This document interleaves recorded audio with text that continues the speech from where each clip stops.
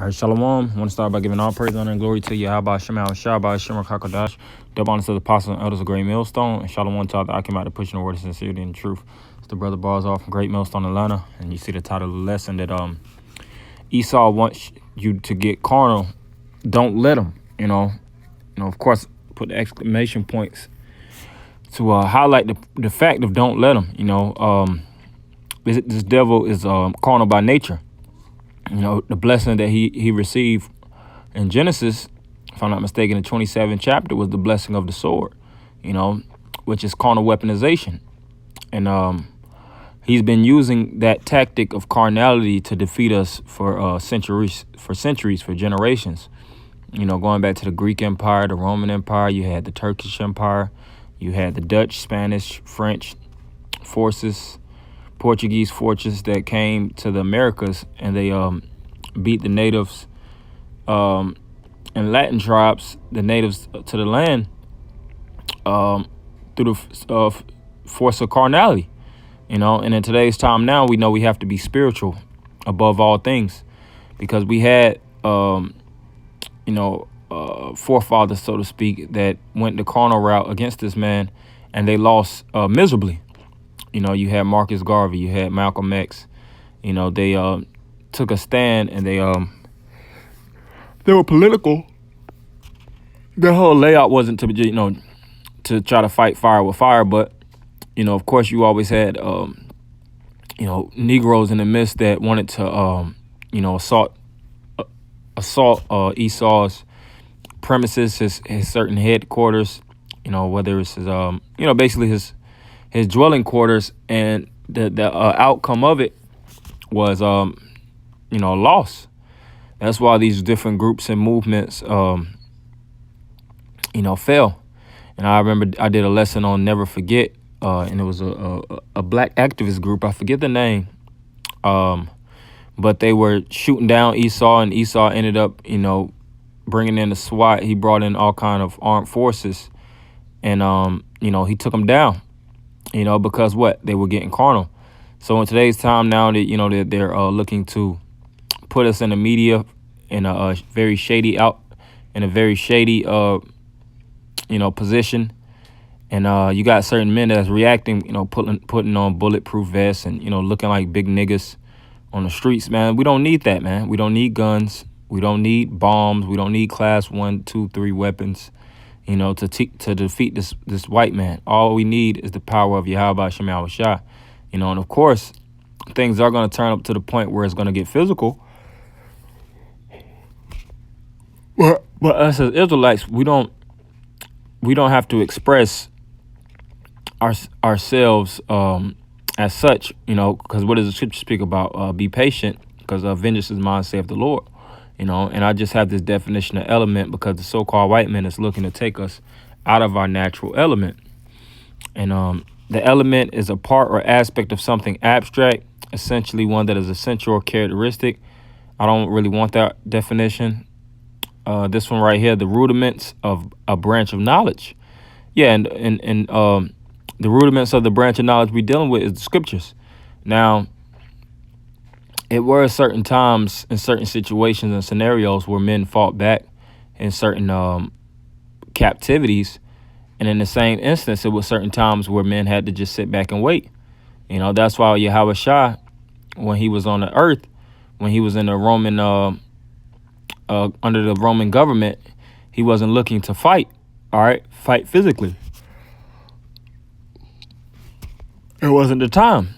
He said, if this was my kingdom, then my servants would fight. And it wasn't his time to have the kingdom, And he also spoke about how he could call down legions of angels to take down the white man in an instance. But did the Lord actually perform those carnal feats? No, he didn't. He was about preaching a word and being reserved in the spirit, because he knew the elements. He stick to the elements that he was built upon, which is the rudiments of a branch of knowledge. Going down, it says a group of people of a particular kind within a large group or organization. And we all know that, we're a group, and the so-called white man tries to put us as a black extremist group. They try to group and couple all Israelites in one box. You know, just like with the shooting, they're trying to blame all Israelites, you know, making it seem like that's just the way that we get down. But that's why the scriptures speak about in Philippians 2:15 to be without spot and blemish, you know, because like I said, they're trying to paint a certain narrative against all of us that we're just, you know, criminals and we're just ridden with emotions and we have a terroristic outlook when it comes to the world. And you know, we want everyone on the entire place, you know, planet Earth to die. You know, the list goes on and on. They're trying to make us like we the new, you know, goddamn Black Ku Klux Klan. But I'm gonna continue on. I'm just in the mathematics number, or the one that says any of the four substances, earth, water, air, and fire, regarded as the fundamental constitutes of the world in ancient and medieval philosophy. Right. So you have to stay back to you have to revert back to the fundamentals. You know, you had the basketball player Tim Duncan. He was known as what? The big fundamentalist. You know, his fundamental skills is the reason why he's one of the best, if I'm not mistaken, power forwards in history. You know, because he always stuck back to the he always went back to the basics, and it goes back to what? Nobody ever taken him out of his element. You know, and this truth, you don't have to be flashy, you don't have to be seen. You know, just be a regular brother prophesying the word of Yahweh Shema Shai and let the Lord work. Because the Lord has a specific job when it comes to these prophecies. We prophesy and speak it out. The Lord has to fulfill it. The Lord has to act in the souls of men. The Lord has to, you know, muster the troops. You know, he has to do these different things to you know, prepare the battle of Armageddon, prepare people and get, you know, the chip push, so to speak. You know, because he works on the side of the left and the right hand side. You know. And sometimes men will see things going on and they react in the flesh. You know, they cash their paycheck, then they'll end up buying a couple of guns to store, because it all goes back to fear. And you know, it tells you in Sirach how fear is no more but the matter of fact, let me see if I can find that through the spirit. It was in Sirach. I think it's in if I'm not mistaken, Wisdom of Solomon. Might lose me right now. But it speaks about how fear goes until you just basically not depending on the power that is amongst you. You know, you start to depend on, that's it right here, Wisdom of Solomon 17:12. For fear is nothing else but a betraying of the succors which reason offereth. Right. So your reasoning is basically tipped, and you start to betray the support of Yahweh Shema Shai. You know, because what? You're scared. When you start to get scared, you start to stockpile on guns. You start to get paranoid. You start to invest in bulletproof vests. You start to invest in all these different carnal, you know, you know, you get your inventory basically filled up with carnal devices, because you believe that that's going to be the way that you be able to survive. And the Lord didn't tell us that's how we're going to survive. He told us faith. All right. Scripture speak about how wisdom and knowledge shall be the stability of our times. And if we truly believe that, then we're just going to depend solely upon the wisdom and knowledge and the spirit of Yahweh Shema Shai. Nothing more, nothing less.